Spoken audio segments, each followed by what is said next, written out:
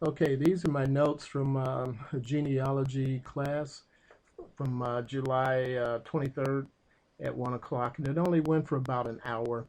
And the key points of this initial class is we were going to have like a quiz every month in this program. And for the first 31 days, we're going to have like some tips to just help us get what the information that we do have to get it in a little bit better shape so that we can go forward and we can get beyond the beginner classification of genealogy. Um, the first quiz is related to census information, and that's where we're going to start because as beginners, that's typically where we start, and we rush through and we write things down. And um, the goal of going into the intermediate level is to do a better job of collecting all of the information from a source document that you run across. So in the quiz here, you can see it's 5 questions, and you can Google it and get the answers. But I'll caution you to get a complete answer when you put this in. And step back a little bit and talk about our quizzes. What we're doing is we're working through Google Docs. So everybody in the class, you have 2 folders. One folder is a folder that everybody can see, and one folder is just uh, you and Tanya can see. So uh, the information comes to us in the folder that everybody can see. You make a copy of it. You work on your quiz. You fill out the information. Then you save it into the folder that has edit in the title, and that's the one that just Tanya can see, and then she looks at that and uh, you know gives you some pointers and gives you your feedback on it. So the quiz is you can read what day is the census taken. In 1885 there was a special census. In 1890 there was a problem, and which states still have the original information. The fourth question is list the non-population schedules and the years that they're available. And question number 5 is which census did Congress order to be destroyed?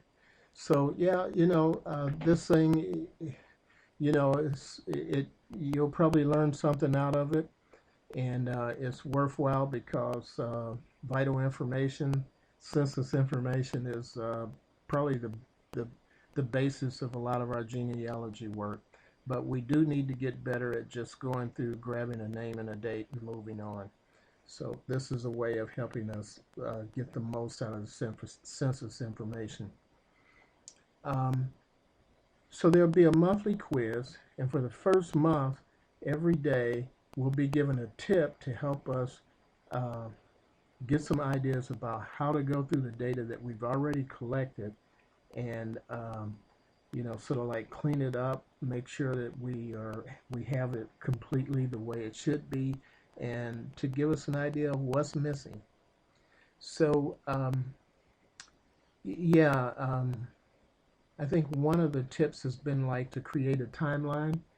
That way you can fill in missing blanks of you know locations of your ancestors, what years you have census information from, marriages, divorces, that kind of thing. Um, Also, there was some discussion about what it means to be considered intermediate in the way that you approach genealogy, and it relates to getting a all of the information that you encounter and making good use of it, and also having information beyond the vital statistics of born, married, died, and children. So that leads us into things like occupations, um, um, land, um, assets owned, different things, and court cases.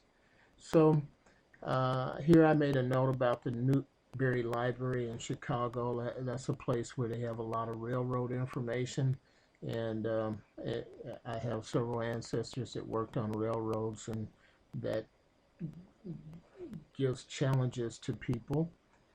because many of the railroad workers they spanned the entire country almost. So, um, and in the 6 months, the hopefully we'll have a total review of all of the software that all of us are using, so that at that point we'll be as a group we'll be able to better know what kind of software we should be using and how to get the most out of it.